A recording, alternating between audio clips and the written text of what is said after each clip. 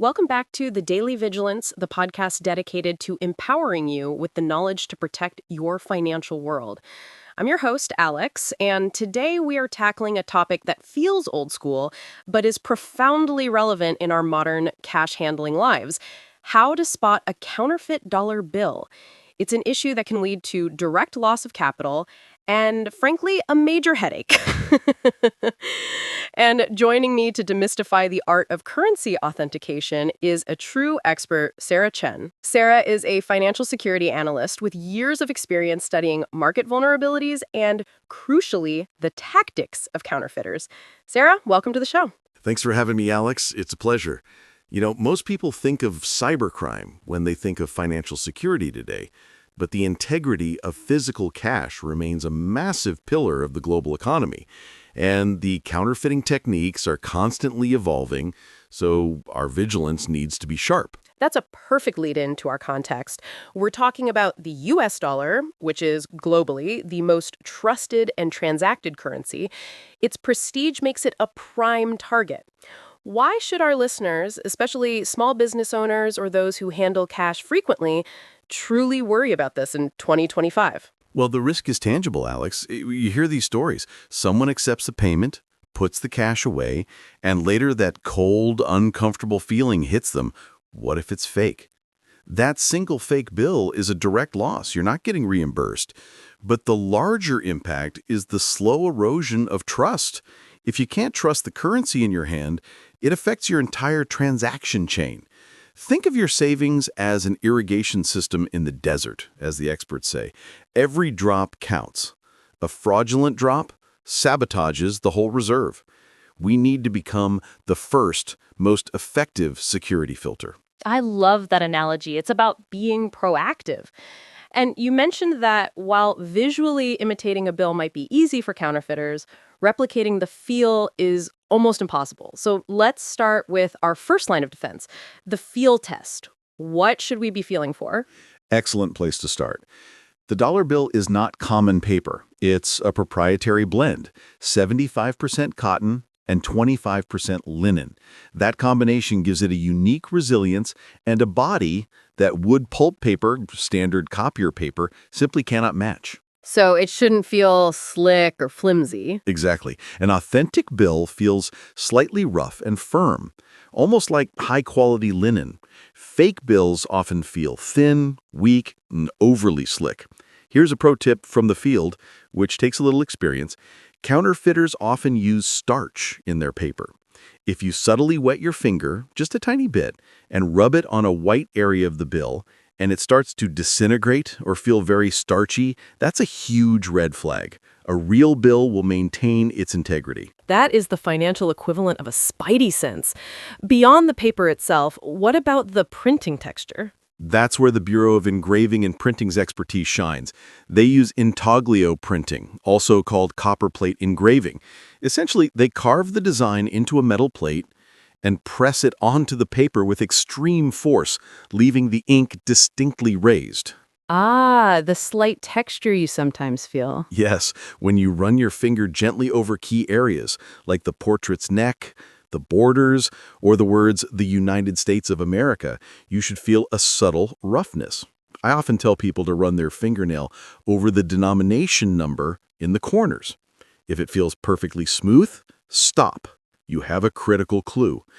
This is the foundation of authenticity, and if it fails the touch test, trustworthiness is already compromised. That's fantastic.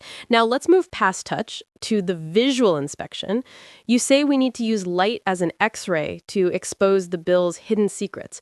What's the first thing we look for when holding a bill up to a light source? The watermark. This is a classic security feature, but many people don't know the crucial detail. It's not printed on the paper.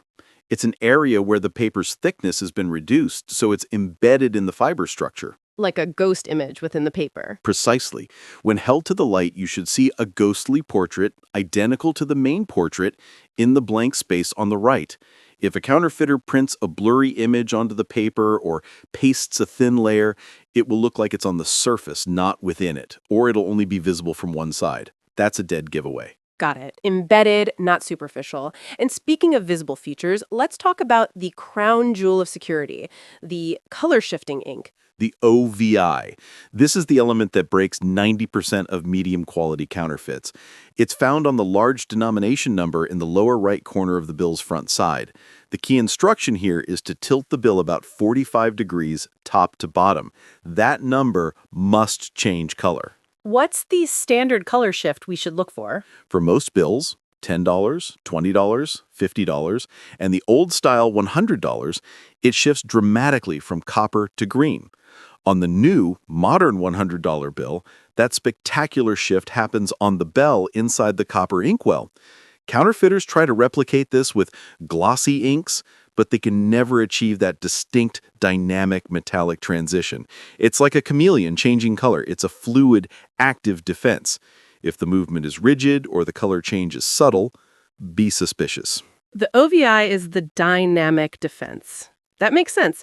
Let's go even deeper now, the micro-level details that really require expertise. We need to talk about the security thread and microprinting. The security thread is fantastic because it's a polyester strip embedded vertically within the paper. Like the watermark, you only see it when held up to the light. It's not just a line, though. It has micro-printed text that shows the denomination and USA. Does the color of the thread change based on the denomination? It does, and this is a key piece of expert knowledge. It also fluoresces under UV light. For example, a $5 bill's thread is on the right and glows blue. A $20 bill's thread is on the left and glows green. Counterfeiters often just print a gray line or tape a strip, but it won't be genuinely embedded and the text won't be clear. If the thread is on the paper, it's fake. And then there is microprinting, which you need a magnifying glass for. What exactly are we looking at there? Microprinting is the gold standard of high-security printing. It consists of minute words or numbers that, to the naked eye, just look like a blurry line. In fact, most counterfeit printers can't reproduce them sharply. They just turn to a smear. So on a genuine bill, even under magnification, the tiny text is perfectly sharp. Absolutely. Think of it as the artist's secret signature. On the modern $100 bill, you can read USA 100 around the portrait and United States of America on Franklin's jacket collar. If that text is blurry or lacks definition, the signature is counterfeit. It proves the authority of the original high-precision machinery. That's incredible detail. And before we move to what to do when you find a fake, let's address the most targeted bills, the new 100. It has that amazing 3D security ribbon. The redesigned $100 bill issued in 2013 is a security masterpiece. That blue 3D security ribbon is woven into the paper. It's wide. When you tilt it, the bells in 100s move and shift position. The bells practically transform into the number 100 and back. It's a dynamic, three-dimensional effect, almost like a miniature film playing.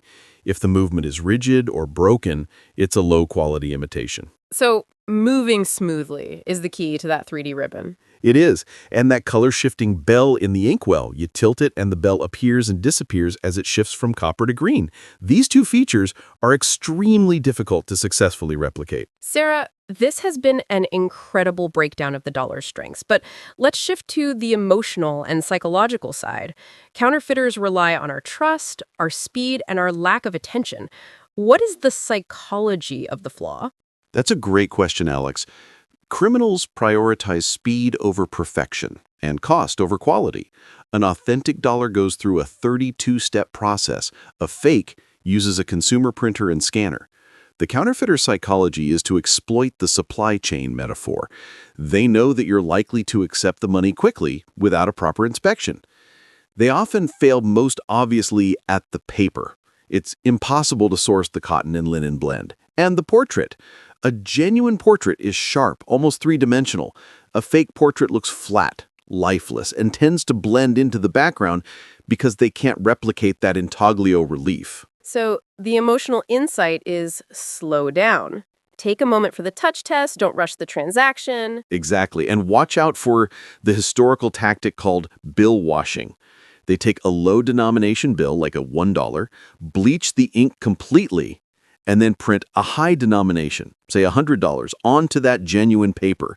The security features, the paper, the watermark, the thread, are all authentic. How do you catch that? By checking the internal consistency, the portrait must correspond to the denomination. Washington should never be on a $100 bill. More importantly, the microprinting in the security thread will still read USA 1, even if the bill is printed 100. That blatant contradiction immediately reveals the fraud. That's brilliant. Now, for the critical takeaway, what is the practical application? What must our listeners do if they suspect they've been given a fake bill? The law is clear. Do not try to pass it. Trying to get rid of it, even unknowingly, technically makes you a distributor of counterfeit currency, which is a federal crime. You have to accept the immediate monetary loss and protect others. That is your civic responsibility. So what's the protocol? The secret